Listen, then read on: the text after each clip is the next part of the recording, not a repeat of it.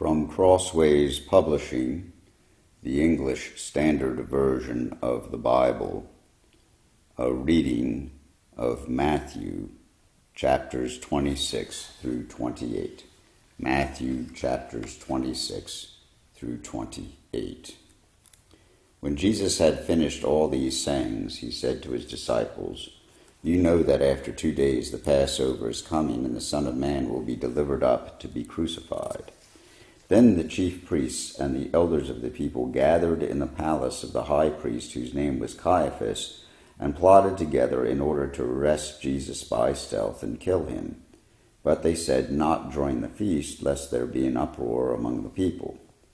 Now when Jesus was at Bethany in the house of Simon the leper, a woman came up to him with an alabaster flask of very expensive ointment, and she poured it on his head as he reclined at table.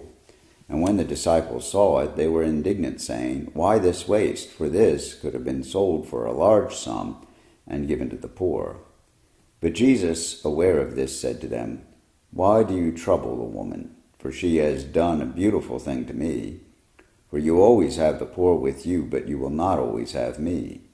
In pouring this ointment on my body, she has done it to prepare me for burial. Truly I say to you, wherever this gospel is proclaimed in the whole world, what she has done will also be told in memory of her." Then one of the 12, whose name was Judas Iscariot, went to the chief priests and said, "What will you give me if I deliver him over to you?" And they paid him 30 pieces of silver. And from that moment he sought an opportunity to betray him. Now on the first day of unleavened bread, the disciples came to Jesus, saying, "Where will you have us prepare for you to eat the Passover?" He said, "Go into the city to a certain man and say to him, 'The teacher says, my time is at hand. I will keep the Passover at your house with my disciples.'" And the disciples did as Jesus had directed them, and they prepared the Passover. When it was evening, he reclined at table with the 12, and as they were eating, he said, "Truly I say to you, one of you will betray me." And they were very sorrowful, and began to say to him, one after another, "Is it I, Lord?" He answered, "He who has dipped his hand in the dish with me will betray me. The Son of Man goes as it is written of him, but woe to that man by whom the Son of Man is betrayed. It would have been better for that man if he had not been born." Judas, who would betray him, answered, "Is it I, Rabbi?" He said to him, "You have said so." Now as they were eating, Jesus took bread, and after blessing it, broke it, and gave it to the disciples, and said, "Take, eat, this is my body." And he took a cup, and when he had given thanks, he gave it to them, saying, "Drink of it, all of you. For this is my blood of the covenant, which is poured out for many for the forgiveness of sins. I tell you, I will not drink again of this fruit of the vine until that day when I drink it new with you in my Father's kingdom." And when they had sung a hymn, they went out to the Mount of Olives. Then Jesus said to them, "You will all fall away because of me this night, for it is written, 'I will strike the shepherd, and the sheep of the flock will be scattered.' But after I am raised up, I will go before you to Galilee." Peter answered him, "Though they all fall away because of you, I will never fall away." Jesus said to him, "Truly I tell you, this very night before the rooster crows, you will deny me 3 times. Peter said to him, "Even if I must die with you, I will not deny you." And all the disciples said the same. Then Jesus went with them to a place called Gethsemane, and he said to his disciples, "Sit here while I go over there and pray." And taking with him Peter and the 2 sons of Zebedee, he began to be sorrowful and troubled. Then he said to them, "My soul is very sorrowful, even to death. Remain here and watch with me." And going a little further, he fell on his face and prayed, saying, "My Father, if it be possible, let this cup pass from me. Nevertheless, not as I will, but as you will." And he came to the disciples and found them sleeping. And he said to Peter, "So could you not watch with me 1 hour? Watch and pray that you may not enter into temptation. The spirit indeed is willing, but the flesh is weak." Again, for the second time, he went away and prayed, "Father, if this cannot pass unless I drink it, your will be done." And again he came and found them sleeping, for their eyes were heavy. So leaving them again, he went away and prayed for the third time, saying the same words again. Then he came to the disciples and said to them, "Sleep and take your rest later on. See, the hour is at hand, and the Son of Man is betrayed into the hands of sinners. Rise, let us be going. See, my betrayer is at hand." While he was still speaking, Judas came, one of the 12, and with him a great crowd with swords and clubs from the chief priests and elders of the people. Now the betrayer had given them a sign, saying, "The one I will kiss is the man, seize him." And he came up to Jesus at once and said, "Greetings, Rabbi," and he kissed him. Jesus said to him, "Friend, do what you came to do." Then they came up and laid hands on Jesus and seized him. And behold, one of those who were with Jesus stretched out his hand and drew his sword and struck the servant of the high priest and cut off his ear. Then Jesus said to him, "Put your sword back into its place, for all who take the sword will perish by the sword. Do you think that I cannot appeal to my Father, and he will at once send me more than 12 legions of angels? But how then should the Scriptures be fulfilled, that it must be so?" At that hour Jesus said to the crowds, "Have you come out as against a robber with swords and clubs to capture me? Day after day I sat in the temple teaching, and you did not seize me. But all this has taken place that the Scriptures of the prophets might be fulfilled." Then all the disciples left him and fled. Then those who had seized Jesus led him to Caiaphas the high priest, where the scribes and the elders had gathered. And Peter was following him at a distance as far as the courtyard of the high priest, and going inside he sat with the guards to see the end. Now the chief priests and the whole council were seeking false testimony against Jesus, that they might put him to death. But they found none, though many false witnesses came forward. At last 2 came forward and said, "This man said, 'I am able to destroy the temple of God and rebuild it in 3 days.'" And the high priest stood up and said, "Have you no answer to make? What is it that these men testify against you?" But Jesus remained silent, and the high priest said to him, "I adjure you by the living God, tell us if you are the Christ, the Son of God." Jesus said to him, "You have said so, but I tell you, from now on you will see the Son of Man seated at the right hand of power and coming on the clouds of heaven." Then the high priest tore his robes and said, "He has uttered blasphemy. What further witnesses do we need? You have now heard his blasphemy. What is your judgment?" They answered, "He deserves death." Then they spit in his face and struck him, and some slapped him, saying, "Prophesy to us, you Christ. Who is it that struck you?" Now Peter was sitting outside in the courtyard, and a servant girl came up to him and said, "You also were with Jesus the Galilean." But he denied it before them all, saying, "I do not know what you mean." And when he went out to the entrance, another servant girl saw him, and she said to the bystanders, "This man was with Jesus of Nazareth." And again he denied it with an oath, "I do not know the man." After a little while the bystanders came up and said to Peter, "Certainly you too are one of them, for your accent betrays you." Then he began to invoke a curse on himself and to swear, "I do not know the man." And immediately the rooster crowed. And Peter remembered the saying of Jesus, "Before the rooster crows, you will deny me 3 times." And he went out and wept bitterly. When morning came, all the chief priests and the elders of the people took counsel against Jesus to put him to death. And they bound him and led him away and delivered him over to Pilate, the governor. Then when Judas, his betrayer, saw that Jesus was condemned, he changed his mind and brought back the 30 pieces of silver to the chief priests and the elders, saying, "I have sinned by betraying innocent blood."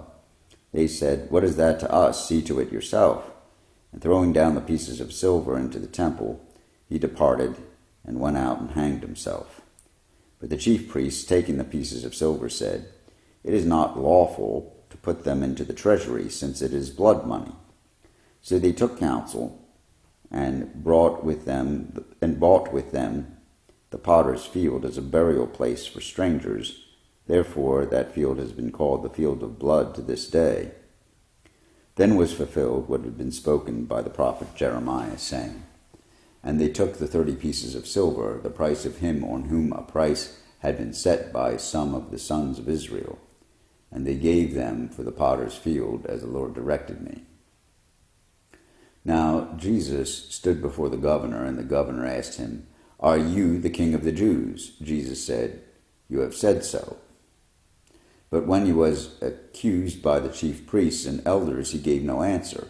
Then Pilate said to him, Do you not hear how many things they testify against you? But he gave him no answer, not even to a single charge, so that the governor was greatly amazed. Now at the feast the governor was accustomed to release for the crowd any one prisoner whom they wanted. And they had then a notorious prisoner called Barabbas. So when they had gathered, Pilate said to them, Whom do you want me to release for you, Barabbas or Jesus who is called Christ? For he knew that it was out of envy that they had delivered him up. Besides, while he was sitting on the judgment seat, his wife sent word to him, Have nothing to do with that righteous man, for I have suffered much because of him today in a dream. Now the chief priests and the elders persuaded the crowd to ask for Barabbas and destroy Jesus. The governor again said to them, Which of the two do you want me to release for you? And they said, Barabbas. Pilate said to them, Then what shall I do with Jesus who is called Christ? They all said, Let him be crucified. And he said, Why? What evil has he done? But they shouted all the more, Let him be crucified. So when Pilate saw that he was gaining nothing, but rather that a riot was beginning, he took water and washed his hands before the crowd, saying, I am innocent of this man's blood, see to it yourselves. And all the people answered, His blood be on us and on our children. Then he released for them Barabbas, and having scourged Jesus, delivered him to be crucified. Then the soldiers of the governor took Jesus into the governor's headquarters, and they gathered the whole battalion before him. And they stripped him and put a scarlet robe on him, and twisted together a crown of thorns. They put it on his head, and put a reed in his right hand. And kneeling before him, they mocked him, saying, Hail, King of the Jews! And they spit on him, and took the reed and struck him on the head. And when they had mocked him, they stripped him of the robe, and put his own clothes on him, and led him away to crucify him.